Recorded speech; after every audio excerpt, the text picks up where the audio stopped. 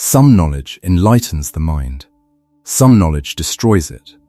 Across history, there have been books so feared they were hidden, burned, or sealed away, not because they were false, but because they were believed to work. These are not ordinary manuscripts. They are grimoires, forbidden texts, and cursed books said to summon spirits, twist reality, and unleash forces beyond human control. From ancient mystics to medieval scholars, countless people believed these pages held power that demanded a price. Welcome to Folklore. Today, we're stepping into the darkest corners of history to uncover the truth behind the world's most dangerous books and why so many believe some knowledge was never meant to be found. If you're drawn to ancient myths, forbidden lore, and the shadows where history meets legend, subscribe to the channel and turn on notifications. Because here, every story opens a door, and not all of them should be opened. We begin with a book that has fascinated and terrified readers for centuries, Shams al-Ma'arif, often translated as the Son of Knowledge.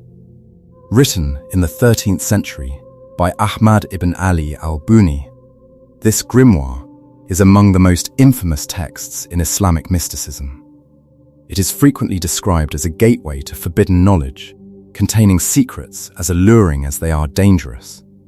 Al-Buni was a devoted practitioner of Sufism, the mystical branch of Islam that seeks a deeper, personal connection with God. His work reflects profound spiritual insight, yet it also ventures into esoteric practices that many scholars later condemned. He lived during a period of intellectual and spiritual flourishing in Egypt, and was deeply engaged in ilm al-urf, the science of letters, a discipline that assigns mystical and numerical significance to Arabic letters, believed to encode divine truths and cosmic power. Shams al-Ma'arif combines Islamic theology with occult practices, offering detailed instructions on using letters, numbers, and celestial forces to achieve specific outcomes. Its teachings on talismans, astrology, and spirit summoning placed it squarely in the realm of controversy.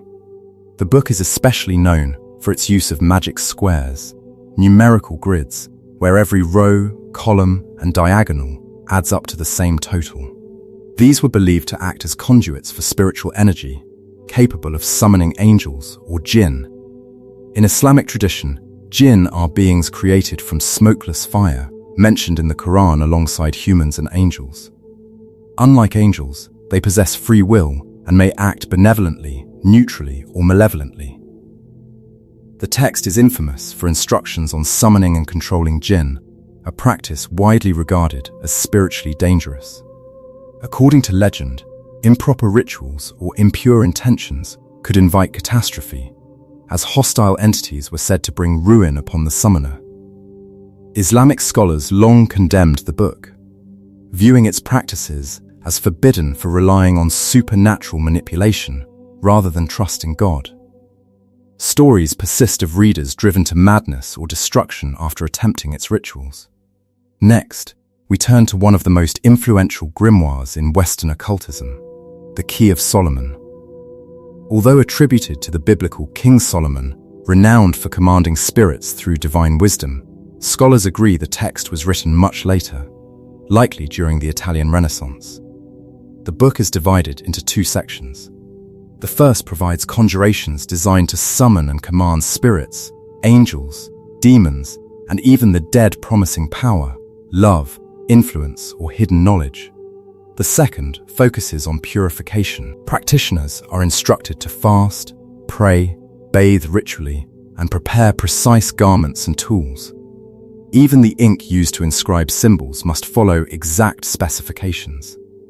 A defining feature of the text is its insistence on divine authority. Rituals are meant to operate through the power of God, not the magician alone. Without proper spiritual preparation, the text warns, the ritual may fail or catastrophically backfire. Its intricate seals and talismans became foundational to ceremonial magic. Yet even a minor mistake was believed to invite curses, uncontrollable entities, or spiritual ruin. Few books match the terrifying reputation of the Grand Grimoire, also known as the Red Dragon.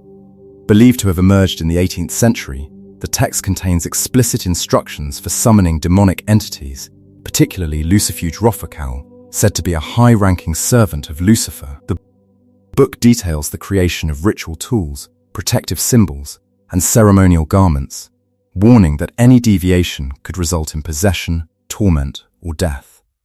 It also outlines a hierarchy of demons, assigning each specific powers over wealth, knowledge, and influence.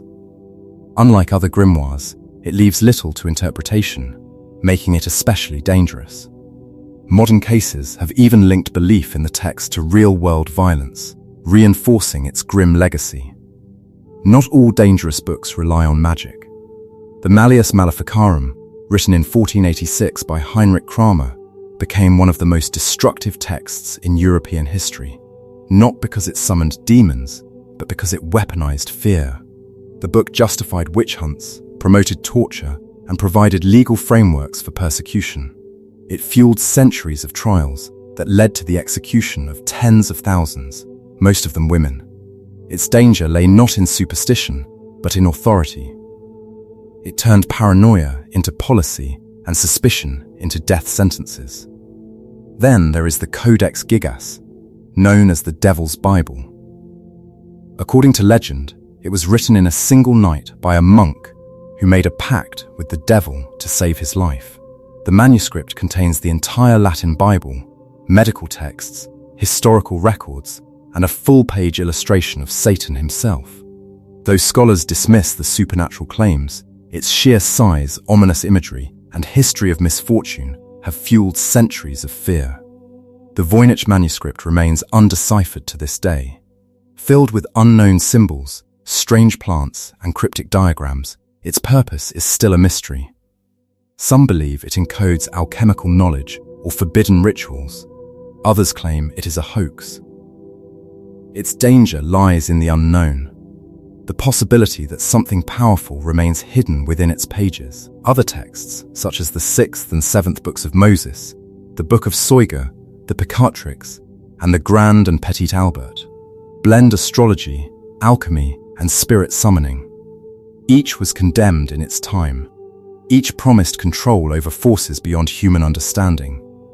And each carried warnings of severe consequences for misuse. Even fictional books can become dangerous. The Necronomicon, created by H.P. Lovecraft, introduced the idea of knowledge so vast and alien that it shatters the human mind. Though entirely fictional, its myth blurred reality and imagination, inspiring hoaxes, rituals, and real fear. So why are these books dangerous? Because they tempt us with power. Because they promise answers we may not be ready to face. And because they challenge the boundary between curiosity and destruction. From spiritual corruption to societal collapse, these texts remind us of an ancient truth. Some knowledge comes with a price. And the most dangerous question of all is this: how far would you go to uncover the truth?